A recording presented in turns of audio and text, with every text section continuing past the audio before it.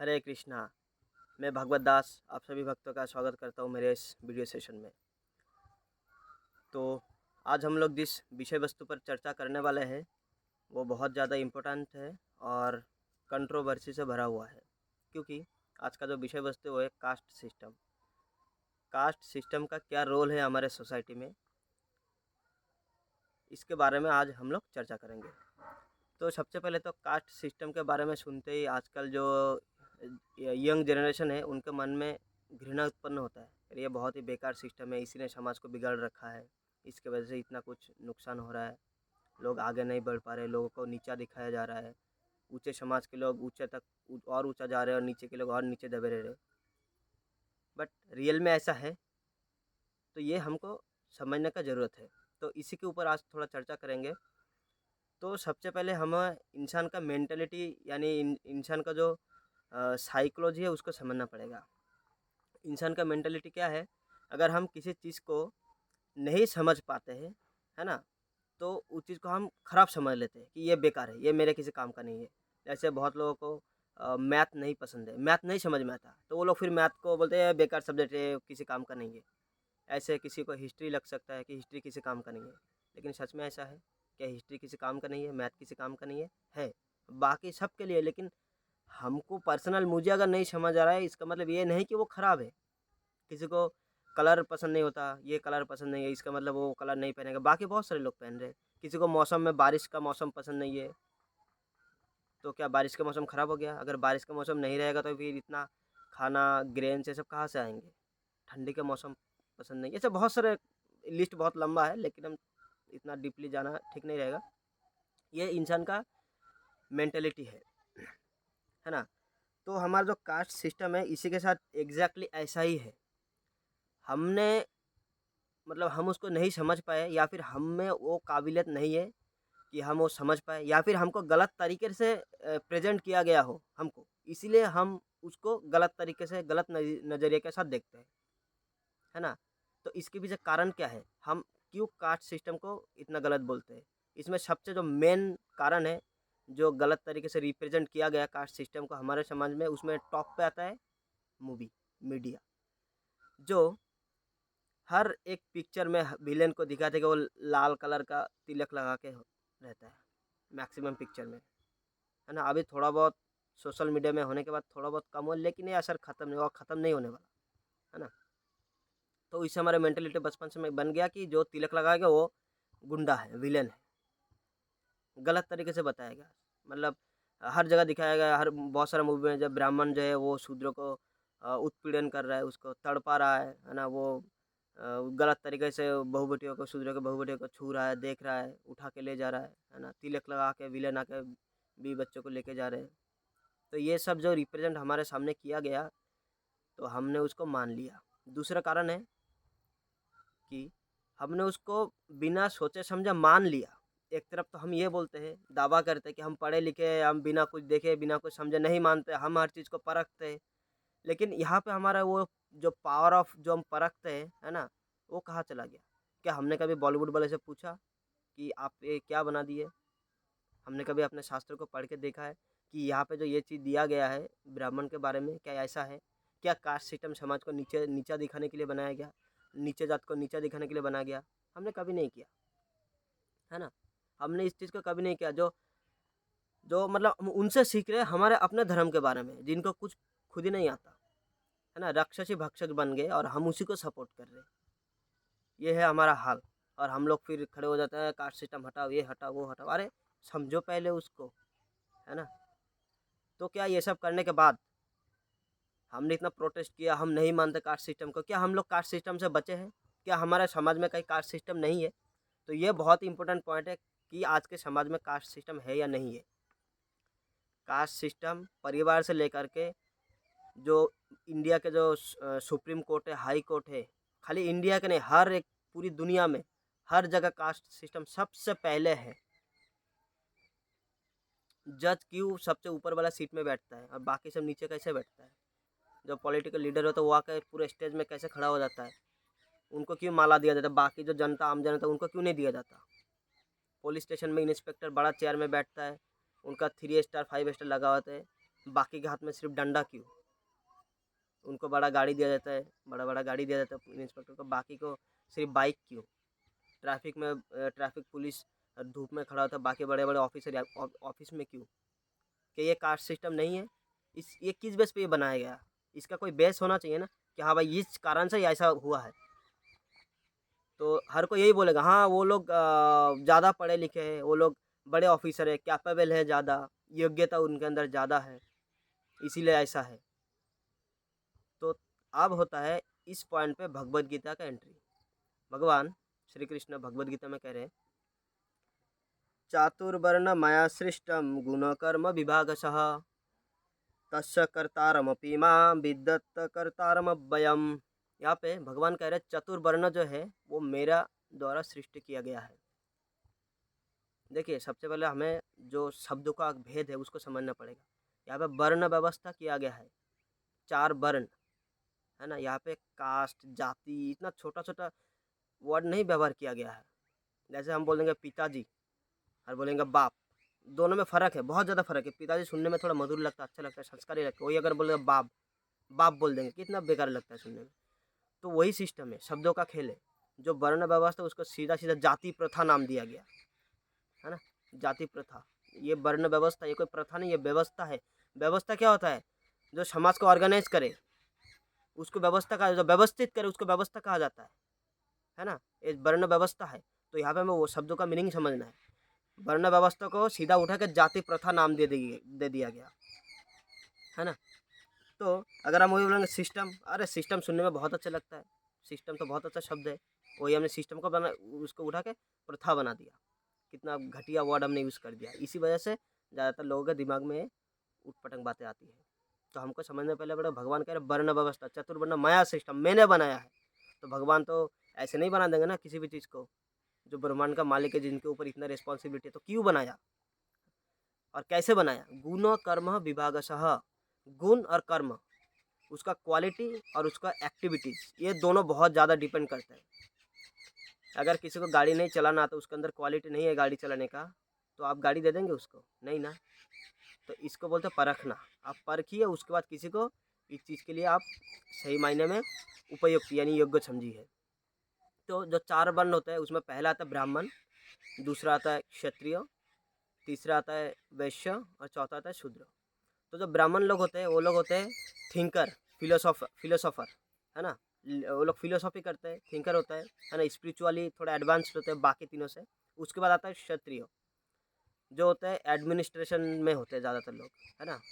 ये लोग आपका पूरा आर्मी, जितना भी भारत का, पूरा देश का, जितना भी पूरा दुनिया का जितना भी आर्मी है, सब क्षत्रिय में आता है, लीडर में आता है। ये लोग पॉलिटिकल जो अफेयर होते हैं ये सब उसमें जाते हैं क्षत्रिय लोग। प्रधानमंत्री से लेकर के आपका चीफ मिनिस्टर, उसके नीचे आ गया फिर आपका आईएएस ऑफिसर, कलेक्टर है ना, मजिस्ट्रेट, सरपंच, मुखिया है ना, ये सब क्षत्रिय में आते हैं। उसके बाद तीसरे में आता है वैश्य यानी बिजनेस क्लास। इसमें आपका आता है जो भी जितने लोग बिजनेस करते हैं और जो किसान, चाषी, फार्मर, ये सब बिजनेस आपका वैश्य में आता है। क्योंकि इनका इनका जो काम है प्रोडक्ट को प्रोड्यूस करना ही इनका काम है ना। अर्थव्यवस्था को संभालते हैं, बेसिकली फाइनेंस डिपार्टमेंट अर्थव्यवस्था को संभालते हैं, है ना। उसके बाद आता है चौथा में शूद्र। ये लोग जो है जितना भी फिजिकल एफर्ट होता है इनके द्वारा प्रोवाइड किया जाता है। ये लोग फिजिकली एफर्ट लगाते हैं, लेबरर क्लास, वर्कर क्लास। और ये जो क्लास होता है ये कोई जाति से, जन्म से नहीं होता कि ब्राह्मण के घर में पैदा हो गया तो वो ब्राह्मण हो गया। नहीं, उसके अंदर गुण होना पड़ेगा, उसके अंदर जो क्वालिटी है उसका एक्टिविटी ऐसा होना पड़ेगा। चाहे उसका बाप दादा पूरा खानदान ही क्यों ना ब्राह्मण, अगर वो ब्राह्मण खानदान में पैदा होकर अगर दारू पी रहा है, नशा कर रहा है, तो वो किसी भी हालत में ब्राह्मण कहलाने के लिए लायक नहीं है। अगर वो लेबर क्लास का काम कर रहा है, जाके ये सब गलत सलत काम कर रहा है, तो नीचे क्लास का हो जाएगा। उसका गुण से है, उसका कर्म से है। गुण और कर्म विभाग से, विभाग मतलब डिवाइड करना, गुण और कर्म के बेस पे, जन्म के बेस पे नहीं है।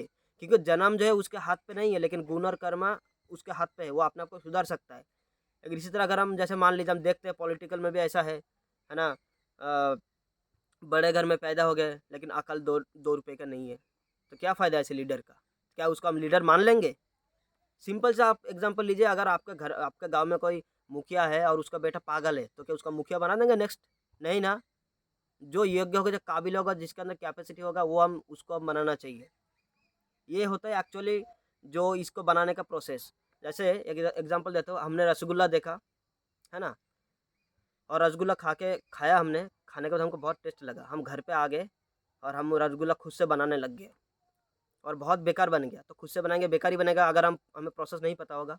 तो क्या वो इसका मतलब थोड़ी है कि रसगुल्ला हमने बनाया और खराब हो गया, इसका मतलब कि रसगुल्ला ही खराब है। हमने वर्ण व्यवस्था को ठीक तरीके से मेंटेन नहीं किया है, ऑर्गेनाइज़ नहीं किया है, व्यवस्थित नहीं किया है, इसीलिए उसका नेगेटिव इफ़ेक्ट देखने को मिल रहा है। इसका मतलब ये नहीं जो ओरिजिनल भगवान ने बनाया वर्ण व्यवस्था वो बेकार है। वो अपनी जगह बिल्कुल परफेक्ट है, ठीक है? वो बिल्कुल परफेक्ट है, लेकिन हम उसको नहीं बना पाए ठीक से, इसीलिए हमारे लेवल पे आके वो खराब हो गया। हमको मेंटेन करना है उस चीज़ को, कौन करेगा मेंटेन? हमको जानना है रसगुल्ला कैसे बनता है, क्या-क्या सामान उसमें लगता है। अगर हम नहीं जानेंगे, गलत-सलत सामान डालेंगे तो रसगुल्ला खराब हो जाएगी। इसके मतलब थोड़ी कि रसगुल्ला ही खराब है। हमको मेंटेन नहीं करना यार। हम अपनी स्क्रिप्चर को कभी पलट के नहीं देखा, हम अपने शास्त्र को भी पढ़ के नहीं देखा, समझने की हमने कोशिश नहीं की। हमने तो बार मूवी से ज्ञान ले रहे हैं कि कहाँ पे क्या दिया है ना? तो ये हमारे बहुत बड़ा समाज के लिए एक बहुत बड़ा धब्बा है, ख़ास करके पढ़े-लिखे लोगों के लिए। जो लोग कहते हैं हम पढ़े-लिखे हैं, है ना? हम अंधविश्वास को बिलीव नहीं करते। उस दूसरी तरफ अंधविश्वास को ही बिलीव कर रहे हैं, बिना कुछ सोचे-समझे। 2 परिवार का प्रकार का अंधविश्वास होता है। एक तो पहला, किसी भी चीज़ को बिना सोचे-समझे एक्सेप्ट कर लेना, ये आपका अंधविश्वास है, ब्लाइंड फेथ है, ब्लाइंड बिलीफ है, इसको आप मानिए। दूसरा, किसी भी चीज़ को बिना परखे, बिना समझे ना मान लेना, है ना? कोई भी हमें क्या बता देखो शास्त्र में ऐसा-ऐसा लिखा है, हमने शास्त्र पढ़ के देखा नहीं, हम उसको पहले ही बोल दे जा नहीं मानते तेरा बात।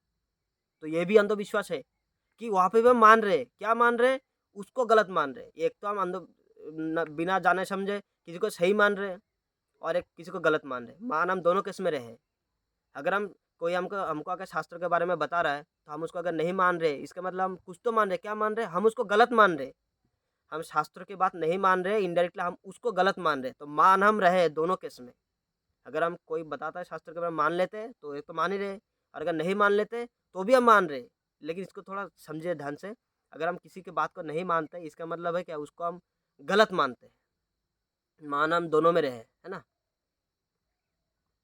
तो ये बहुत बड़ा एक नेगेटिव पॉइंट है मेरे सोसाइटी के लिए कि हम लोगों को इस चीज़ के ऊपर थोड़ा ध्यान रखना चाहिए। हमको सोसाइटी में क्या चल रहा है, किस तरीके से सोसाइटी आगे जाएगी, इसके ऊपर हमें काम करना है, स्क्रिप्चर को पढ़ना है, शास्त्रों को पढ़ना है। जैसे एक एग्जांपल देता हूँ, अगर आपको प्यास लगा हो और मान लीजिए एक मिट्टी का पात्र है, उसमें आपका साफ पानी है, बहुत ज़्यादा साफ पानी है और एक जो है सोने का पात्र है, उसमें गंदा पानी है, तो आप कौन सा पिएंगे? हर कोई यही बोलेगा, अरे हम साफ पानी पिएंगे, वो बर्तन से क्या, हम बर्तन थोड़ी खाएंगे, है ना? और इधर बर्तन का क्या करेंगे, सोने का बर्तन क्या करेंगे, गंदा उसमें पानी, हम बीमार पड़ जाएंगे। यही पॉइंट एग्जैक्टली हमको समझने का ज़रूरत है। जो जन्म है ना, अच्छे परिवार में, ब्राह्मण परिवार में जन्म लेना मतलब गोल्डन गिलास का प्राप्ति होना। और शूद्र नीचे कुल में जन्म लेके भी अच्छा क्वालिटी पाना, ये मिट्टी के पात्र में साफ पानी देते हैं, कीचड़ में कमल खिलता है। तो भले ही उसका जो कुल है वो बहुत बड़ा ऊंचा है, पूरा गोल्डन है, लेकिन उसके अंदर का सामान क्या है? आपका जो जन्म है, जन्म से परिवार आपका बहुत अच्छा है, लेकिन आपका अंदर जो ज्ञान है वो क्या है? वो कचरा है, साफ नहीं है, पानी गंदा है। तो फिर ऐसे पानी का क्या फ़ायदा? इसीलिए हमको ये परख आना बहुत ज़रूरी है। इसीलिए हमको ये परख नहीं आता है। हम देखते हैं समाज में, हम उसी ब्राह्मण को बोला क्या, हम अपने घर में जो है बहन बेटियों का शादी करा रहे, जो अगले सुबह जाके दारू पीने वाला है, नशा करने वाला है, जानवर को मार के खाने वाला है, उसी से हम गाँव का पूजा भी करवा रहे हैं। तो समाज का अधोपतन क्यों नहीं होगा? हम गलत आदमी से सही काम कराने की कोशिश कर रहे हैं। ये जो शादी होता है, जब पूजा पार्वण होता है, बहुत ही पवित्र चीज़ होता है। उसके लिए जो रिप्रेजेंटेटिव होगा, जो पुरोहित होगा, वो भगवान से कनेक्टेड होना चाहिए। उसका हार्ट, उसका वो पवित्र होना चाहिए। वो खुद ही अपवित्र है, तो अपवित्र लोग किसी चीज़ को कैसे पवित्र करा सकता है? जब वो खुद ही अपवित्र है, तो फिर उस पूजा को कैसे पवित्र करा देगा? लेकिन क्या हम इस पे सवाल उठा रहे हैं कभी? हम तो जाके बुला के लेके आ रहे, चलो भाई। और ब्राह्मण लोग सबसे ज़्यादा आजकल गाँव घरों में, मेरे गाँव में खुद सबसे आगे होते हैं चिकन की दुकान में, और वही लोग आके फिर गाँव में पूजा कर रहे हैं, बड़ा-बड़ा पूजा जो होता है, वार्षिक पूजा करा रहे हैं, हर किसी का बहन बेटी की शादी वही ब्राह्मण आके करे, बहुत कम। ऐसे इसका मतलब ये नहीं कि हर कोई ऐसा है, बहुत कम 95% ब्राह्मण जो है वो सब यही सब मांसाहार करने वाले ब्राह्मण बचे आज। लेकिन हम कभी सवाल नहीं करते क्योंकि हम पढ़े लिखे हैं। हम तो कह रहे यार हम पढ़े लिखे क्या है इसमें, लेकिन हमको समझना जरूरी है, इस चीज़ का इफेक्ट धीरे धीरे धीरे बहुत ज़्यादा होता है। तो ये जन्म से नहीं है, ये उसके अंदर अगर क्वालिटी होगा, गुण होगा तो डेफिनेटली वो भले चांडाल के घर में क्यों ना पैदा हो, अगर उसका परिवार चाहे जितना भी नीचा हो, अगर उसके अंदर क्वालिटी है तो वो हाई लेवल पे जा सकता है। गरीब का बच्चा भी प्रधानमंत्री बन सकता है। कोई अगर अमीर का घर में ऐसा बच्चा पैदा होगा जिनके खानदान में प्रधानमंत्री रहा हो और खुद को अकल नहीं है कुछ भी, तो कैसे उसको प्रधानमंत्री बना लेंगे, देश डुबा देगा वो। यही बात हमको समझने का जरूरत है कि ये चातुर्वर्ण क्यों है। और इसलिए एक और एनालिसिस लेते हैं। हम सब ने थ्री इडियट्स मूवी देखा है। उसमें कहता है, जो हीरो है वो कहता है कि कामयाबी के पीछे मत भागो, काबिल बनो। काबिल मतलब क्या होता है, किसी भी चीज़ को पाने के लिए योग्य, है ना, योग्य होना चाहिए, कैपेबिलिटी होना चाहिए उसके अंदर। तो क्या होगा, सक्सेस पीछे आ जाएगा, झक मार के पीछे आएगा। हम उसी मूवी को देख के बहुत ऐसे ताली मार के बहुत पैसा लुटा के आ गए और आके बोले क्या नया कॉन्सेप्ट है, इससे ये बहुत ही अपडेटेड कॉन्सेप्ट है। अरे भाई जगो, शास्त्र खोलो, भगवद गीता खोलो, पढ़ो, समझो, उसमें ऑलरेडी ये सब लाखों लाखों साल पहले दिया हुआ है कि ये गुण और कर्म से होता है। ज़बरदस्ती आप अपने बेटे को इंजीनियर नहीं बना सकते। अगर उसमें खेती करने की कैपेबिलिटी है, उसकी एक्टिविटी पैशन अगर खेती करना है, तो आप उसको काहे को इंजीनियर बना रहे हैं, क्यों बनाना चाह रहे हैं इंजीनियर, जब उसको नहीं करना है, उसको इंटरेस्ट नहीं है, उसको डॉक्टर नहीं बनना है, उसको बिजनेस सिखाइए। और कोई अगर बिजनेस में इंटरेस्टेड है तो उसको बिजनेस सिखाइए, उसको क्यों आप पॉलिटिक्स में घुसा रहे हैं। अगर कोई अगर स्पिरिचुअली थोड़ा एडवांस दिख रहा है, बचपन से दिख रहा है, उसके अंदर लक्षण दिखते हैं, तो उसको क्यों आप मैकेनिक बनाने के लिए भेज रहे हैं बाहर। उसको आध्यात्मिक लेवल पे आगे बढ़ने दीजिए, पैशन को फॉलो करने दीजिए। यही बात मूवी बता देते तो हमको बहुत अच्छा लगता है, ताली मारते हैं। और वही बात हम शास्त्र में अगर देखते तो हमको नहीं पता, शास्त्र में पता है दिया है। अगर बोलते कोई दिया है, देखा तूने, नहीं पता, पढ़ा ही नहीं। तो क्या इसको ये भी हिपोक्रेसी है। जो चीज़ हमको हिंदी में मिल रहा है, अपने घर पे मिल रहा है, उसी को हम बाहर घूम के पैसा खर्च करके देख के आ रहे हैं और समझ रहे हैं, और आके फिर बोल रहे हैं कि हमारे पास ये है ही नहीं, ये तो नया कॉन्सेप्ट है। अरे वो लोग भी यही से उठा के हमको घुमा के दे रहे हैं, है ना। हमारे सामने से चोरी करके घुमा के पीछे से फिर इधर से घुमा के हमको खिला दे रहे हैं, और हमको लग रहा है यार नया चीज़ खिलाया। अरे हमारा ही सामने था, वो हमारा ही चीज़ है, हमें समझने का ज़रूरत है। सिर्फ पैसे कमाने के लिए पढ़ा लिखा होना बहुत ज़रूरी नहीं है, शास्त्र को भी पढ़िए, उससे आपका रियल एजुकेशन होगा। इसीलिए मैं बोलता हूँ पढ़े लिखे होने में और शिक्षित होने में बहुत ज़्यादा फ़र्क है। इसके ऊपर एक वीडियो में खास चर्चा करूँगा जिसमें डिस्कशन करेंगे कि पढ़ा लिखा और शिक्षित दोनों में क्या फ़र्क है। तो आगे देखते हैं। जैसे अब कोई पूछ सकता है, एक एग्जांपल याद आया, और जैसे मान लीजिए हम साउथ साउथ का मूवी देखते हैं, इतना सारा मूवी आता है ना। और फिर 3 साल 4 साल बाद यहाँ पे हमारे इस हिंदी इंडस्ट्री में आके रीमेक होता है, और हम बोलते हैं वाह क्या नया चीज़ बना है। अरे ऑलरेडी जो जो साउथ के लैंग्वेज जानते हैं वो लोग पहले 1.5-2 साल पहले देख चुके हैं, है ना। जो यहाँ पे रिलीज होने से पहले वहाँ देख चुके हैं, इसका मतलब वहाँ पे यहाँ पे बाद में आ रहा है, इसका मतलब ये नहीं है कि वो नहीं है, ये एग्जिस्टेंस में नहीं था, वो पहले बन चुका है फिर बाद में इधर बन रहा है। वो लोग काफ़ी एडवांस है। इसी तरह हमारा जो सनातन संस्कृति वो काफ़ी एडवांस है ना। तो हमको सवाल उठाना नहीं चाहिए, बल्कि हमें अगर कहीं डाउट लगता है तो हमें डायरेक्ट किसी को बिना कुछ पूछा हमें शास्त्र खोलना चाहिए। और आजकल मीडिया बहुत सारा है, यूट्यूब में हमें देखना चाहिए। अगर मीडिया का सही इस्तेमाल करना है तो आप शास्त्र से रिलेटेड चीज़ें देखिए, है ना। सीरीज देख के कोई फ़ायदा नहीं है। तो हमारे पास ऑलरेडी वो चीज़ है, हमको समझना चाहिए।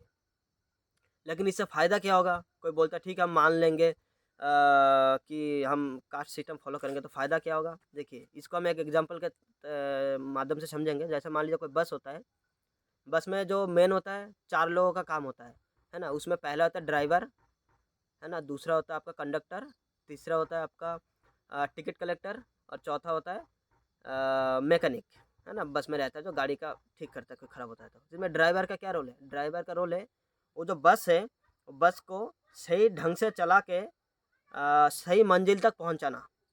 ठीक है, इस चीज़ को समझिए। वो बस है, उसको सही तरीके से सही मंजिल तक पहुंचाना उस ड्राइवर का काम है। यहाँ पे ड्राइवर जो रोल कर रहा है वो ब्राह्मण सोसाइटी में ड्राइवर का रोल करता है। और वो बस है, वो बस नहीं, वो सोसाइटी है हमारा, उसमें बहुत सारे, जैसे बस में बहुत सारे पैसेंजर बैठे होते हैं, और हम बहुत सारे लोग हैं। वो ब्राह्मण तो सही तरीके से सोसाइटी को आगे ले जाता है। जिस तरह अगर किसी को ड्राइविंग नहीं आता तो हम उसको ड्राइवरी करने देंगे, उसको बस में चलाने देंगे बस को? नहीं ना। तो हम फिर जो क्वालिफाइड नहीं है ब्राह्मण, उसको कैसे फिर हम अपना घर का हर चीज़ करवा रहे, पवित्र चीज़, पूजा, शादी, ऐसा क्यों करने दे रहे हैं? तो हमारा गलती है ना? दूसरा होता है कंडक्टर, जो उस बस के अंदर लॉ एंड ऑर्डर मेंटेन करता है कि ये सीट आपका है, वो सीट आपका है, आप ऊपर बैठिए, आप नीचे बैठिए, 10 नंबर सीट आपका है। तो ये लॉ एंड ऑर्डर मेंटेन करते हैं, वो होता है क्षत्रिय, जो समाज में भी लॉ एंड ऑर्डर मेंटेन करता है। पुलिस हो गया, आर्मी हो गया, पॉलिटिकल लीडर्स हो गए, है ना? तो अगर वो लॉ एंड ऑर्डर मेंटेन करने वाला अगर भ्रष्ट रहेगा, वो अगर क्या करेगा, अपने परिवार वालों को बिना पैसे लिए अच्छा एसी वाला सीट दे देगा, तो क्या वो सही ढंग से अपना ड्यूटी निभा निभा रहा है? क्या उसको उस बस में कंडक्टर रहने देना चाहिए? कभी नहीं।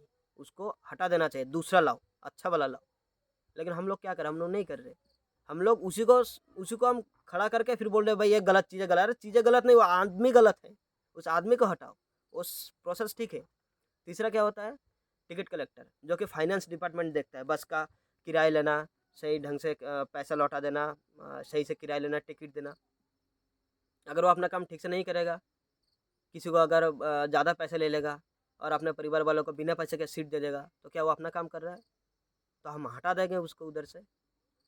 नहीं हटाएँगे हम मतलब उसको हमको मतलब उस सिस्टम को नहीं हटाना चाहिए, उस आदमी को हटा देना चाहिए। उसके बाद आता है हमारा मैकेनिक, जो शूद्रों में आता है ना? वो क्या करता है, वो बस खराब होता है तो वो अपना मेहनत करके उस पसीना बहा के उस नट को टाइट करता है, टायर पंचर होता है उसको ठीक करता है ना? जो फिजिकल जो स्ट्रेंथ का काम आता है उसका आता है वहाँ पे ड्राइवर का कोई काम नहीं है, ड्राइवर नहीं कर सकता, है ना? तो वो शूद्रों का काम होता है, जो फिजिकल स्ट्रेंथ लगाता लगाता है। तो ये चारों के बिना, मतलब किसी, ये चारों में से किसी भी एक के बिना बाकी तीनों बेकार है, कोई काम नहीं हो पाएगा। अगर ड्राइवर नहीं रहेगा तो चलाएगा कौन गाड़ी? चलाएगा नहीं तो गाड़ी हिलेगा नहीं, समाज आगे कैसे बढ़ेगा, सोच बस कैसे आगे बढ़ेगा? दूसरा, अगर क्षेत्रीय लॉ एंड ऑर्डर मेंटेन नहीं करेगा तो बस में कौन चढ़ेगा? हर कोई भाग के चला जाएगा, समाज से दूर चला जाएगा, जंगल में चला जाएगा, दूसरा बस देखेगा। तीसरा, अगर वो पैसा से हेरफेर करेगा तो उसके बस में कोई नहीं आएगा। इसी तरह अगर कोई फाइनेंस डिपार्टमेंट ने अगर कोई मतलब उल्टा घूस लेते हैं, आजकल देख रहे हैं घूस ले रहे हैं, ये कर रहे हैं, वो कर रहे हैं, तो ये समाज का अधोपतन हो रहा है। अगर मैकेनिक जैसे उसका जो लेबर क्लास होता है, अगर को खेती बाड़ी में काम नहीं करने आएगा, बेशक है खेती बाड़ी में काम नहीं करने आएगा, तो कैसे उगेगा सब धान, गेहूँ, ये सब? तो ये चारों जो है एक दूसरे के बिना अधूरा है। चारों के चारों उस बस रूपी सोसाइटी को चलाने के लिए चारों का रोल महत्वपूर्ण है, और यहाँ पे किसी को नीचा नहीं दिखाया गया है, किसी को नीचा नहीं दिखाया गया है, सबके सब बराबर है ना? तो हम हमारे जो शास्त्रों में भी देखते हैं कि इसका कई लोग बोलते हैं कि रामायण में, महाभारत में ऐसा दिया गया है कि मतलब जाति प्रथा को है।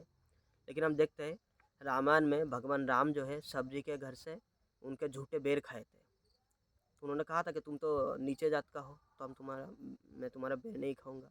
नहीं, भगवान ऐसा नहीं किया, भगवान खुद नियम को तोड़े। एक्चुअली नियम तो है ही नहीं, फिर भी अगर आपको लगता है नियम है तो भगवान नियम तोड़े, तो हम और आप कौन होते इस नियम को फॉलो करने वाले? अगर जो मेन है वो अगर बोल रहा है कि नहीं ये कर सकते हो, तो फिर हमको क्या डर है? हम क्यों बोले वो नीचा है, जब भगवान खुद ही नीचे वालों का झूठा बेर खा लिया? तो हमको नहीं करना चाहिए ऐसा। इसके अलावा और भी है, जो राम नदी पार हुए थे केवंत के नाव से, वो भी नीचे जात का था।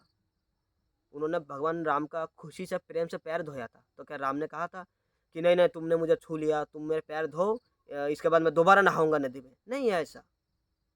तो कहाँ है जाति प्रथा, कहाँ दिख रहा है इसमें? कहाँ छुआछूत जो कहते हैं अनटचेबल सिस्टम है सनातन संस्कृति में? कहीं नहीं है। इसके बाद हम देखते हैं भगवान ने बानर सेना लेकर के लंका में आक्रमण किया था।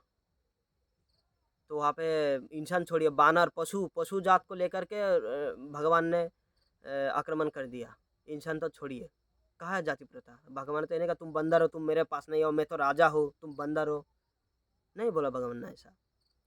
भगवान कृष्ण अर्जुन का लात खाए कुरुक्षेत्र के युद्ध में, जो रथ होता है, रथ चला रहे थे कृष्ण और अर्जुन पीछे बैठ के तीर चला रहे थे। तो क्या होता है, जब उनको लेफ्ट लेना होता है तो भगवान, जैसे मान लीजिए उनको राइट जाना होता है, तो अर्जुन क्या करते थे, भगवान के इस साइड में, है ना, इस साइड में लात मारते थे, चलो भाई राइट चलो। ये एक्चुअली मेरा राइट है, आप लोगों को लेफ्ट दिख रहा होगा। जैसे मान लीजिए जाना इस तरफ तो इधर इधर जाओ, इधर लात मारते इधर, अगर इधर जाना है तो इधर लात मारते थे। तो अर्जुन को भगवान मतलब अर्जुन का लात भगवान खा रहे हैं यहाँ पे। कहीं भगवान तो नहीं बोल रहे नहीं मैं तो बड़ा हूँ, मैं ब्रह्मांड का मालिक हूँ, तुम एक छोटा जीव हो जो भी हो, है ना। तो भगवान ऐसे नहीं बोले, क्योंकि ऐसा नहीं है, सनातन संस्कृति में ये सब कुछ नहीं है, यह हमको सिर्फ चिपकाया गया है। तो हमको ये बात समझने का ज़रूरत है कि जो चीज़ हमको चिपकाया गया है उसके ऊपर हम सवाल करें, जवाब करें, हमको सवाल करना चाहिए। सवाल करना बुद्धिमान जो बुद्धिमान लोग हैं तो उनका एक लक्षण होता है। हम बिना सवाल करके अगर मान लें किसी बात को तो वो फिर या तो हम सब बात मान लें, यार हम किसी भी बात को ना माने। आप कुछ बात मानेंगे, कुछ बात नहीं मानेंगे, ऐसा नहीं होता। अगर आप सवाल करें तो हर बात पे सवाल उठाइए। मूवी वालों को भी सवाल उठाकर शास्त्र पे सवाल अगर उठा रहे हैं आप तो मूवी वालों पे भी सवाल उठाइए। अगर उधर नहीं सवाल उठ रहे तो इधर भी सवाल मत उठाइए। और दोनों तरफ अगर बैलेंस बना के रखिएगा, इधर की सेम इनके साथ न्याय करेगा, इधर भी न्याय करेगा, तो वो हिपोक्रेसी नहीं कहलाएगा। लेकिन अगर उधर न्याय कर रहे हैं और इधर एक अन्याय कर रहे हैं, है ना, तो ये पार्शलिटी कहते हैं, इसको हिपोक्रेसी कहते हैं। तो ये नहीं करना चाहिए, कम से कम पढ़े लिखे लोगों को तो बिल्कुल नहीं करना चाहिए, है ना। और जो मैंने बताया अंधविश्वास क्या होता है, अंधविश्वास 2 तरीके का होता है। उसके ऊपर एक एक्चुअली क्या वो थोड़ा और डिटेल्स में बात करना ज़रूरी है, जिसके बारे में एक दूसरा वीडियो हम बनाएँगे जिसमें हम थोड़ा डिटेल्स में बात करेंगे। तो अगर आपको कभी भी लगता है किसी भी चीज़ के ऊपर डाउट लगता है कि ये क्यों है, सनातन संस्कृति में ऐसा क्यों है, तो आप डायरेक्ट किसी की बात मत सुनिए, सीधा जाइए शास्त्र खोलिए, शास्त्र पढ़िए, समझिए। अगर नहीं समझ में आ रहा है तो किसी अच्छे लोग से पूछिए, अच्छे शास्त्रों की जानकारी जिनको है उनसे पूछिए। नियरेस्ट अगर कहीं इस्कॉन का टेम्पल है तो वहाँ पे जाइए, इस्कॉन के मंदिर में जाइए, है ना, वहाँ पे जाके समझिए। लेकिन ऐसे गलत सलत धारणा मत पालिए। सनातन संस्कृति में ऐसा कुछ नहीं है। सनातन संस्कृति में तो दिया हुआ बहुत ही अच्छा है और हमेशा से है, हमेशा से था, हमेशा से है और हमेशा रहेगा। इसीलिए इसको कहा जाता है सनातन धर्म। ठीक है, ये कोई आम धर्म नहीं है। तो मैं आशा करता हूँ आप लोगों को मैं ठीक से समझा पाया हूँ। अगर आपको लगता है कि इन्फॉर्मेशन जो है लोगों के साथ लोगों के पास पहुँचना चाहिए तो आप इसको वीडियो को शेयर करिए और इस चैनल को सब्सक्राइब कर दीजिए, ताकि मेरे जो आने वाले और वीडियोज़ होंगे वो उसके नोटिफिकेशन आपको मिले। तब तक के लिए बहुत बहुत धन्यवाद वीडियो को आखिरी तक देखने के लिए। हरे कृष्णा।